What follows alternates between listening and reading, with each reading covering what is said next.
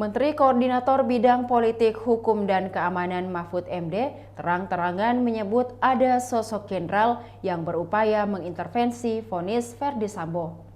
Mahfud bahkan tahu sosok jenderal itu bertugas di mana. Namun mantan Ketua Mahkamah Konstitusi itu baru tahu sebatas pangkatnya saja. Ia juga mendengar bahwa yang bergerilya itu adalah pejabat tinggi pertahanan dan keamanan.